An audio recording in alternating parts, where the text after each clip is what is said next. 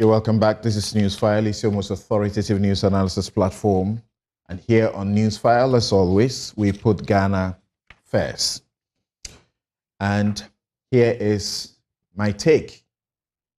I title it, Community Sentence, Plea Bargain for the Poor. Some, and I think many, dislike the idea of allowing, quote unquote, a criminal, especially the big thieves involved in corruption offenses, simply pay back and walk free. We don't like the idea. But this dispensation has existed in Ghana since 1993 in what we call the Court Act.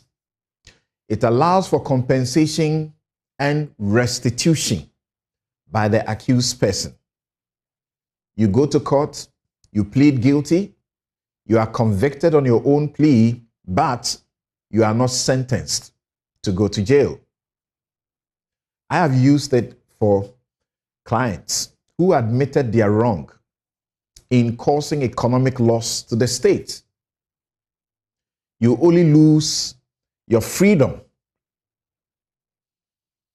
if you fail to pay what is agreed between you and the state for your liberty, in which case you'll be thrown into jail because you did not keep to the agreement to pay back the stolen money, quote unquote, and perhaps the interest that was put on it.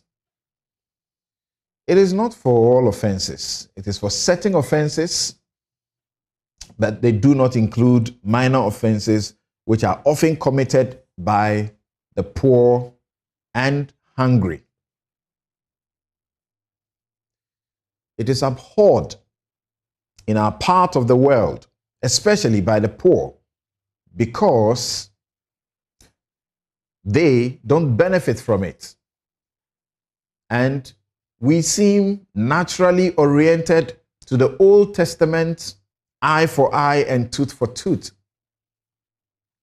We are incurably religious, yet unforgiving.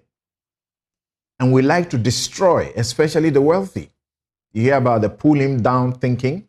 Yeah. Even law enforcement officers have the mob justice mentality.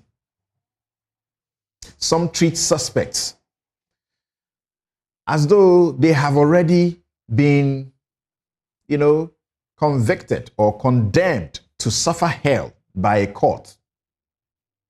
We like it that the accused are thrown into jail while the victim is left without any compensation and care. People have raised hell that some of those facing trial over the banking or financial sector mess or are being allowed to take advantage of this law.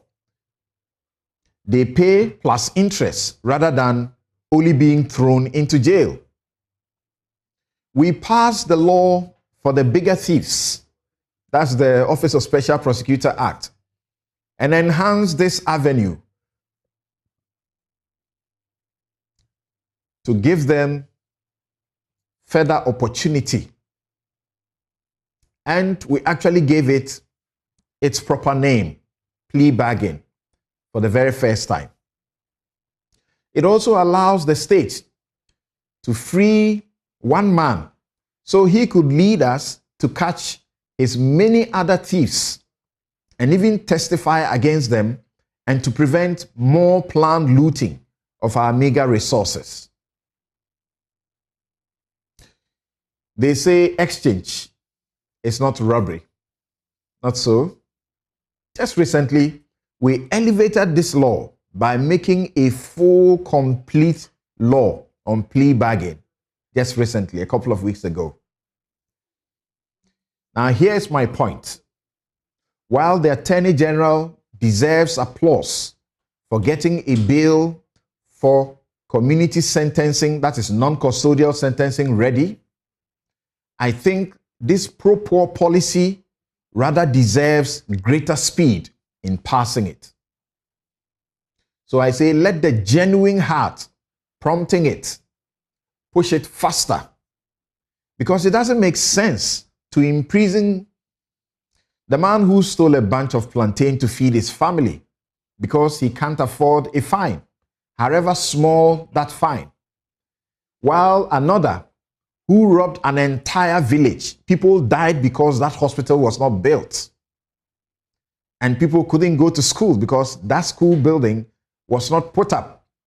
One man stole that money to allow such a person to walk free. Since 2004, the CDD has led and the state has accepted this path, yet we can't seem to pass the law on community sentencing. In fact, we did a bill for it, but that bill has seen Parliament go and come. I suppose it has not even gone to Parliament. The Attorney General has done a new one, and it is my prayer that this one will see the light of day. It simply doesn't make sense to put people who are hungry and committing minor offenses to prison so that the state will feed them in prisons that are congested, in prisons where they go and catch diseases, in prisons where they go and get habits rather to become thieves, instead of giving them an opportunity to properly rehabilitate by sentencing them to work. The story is told of one woman in Kenya who was sentenced to community work service. She was sent to a hospital just to keep the books properly. By the time her time was up, the hospital decided to employ her.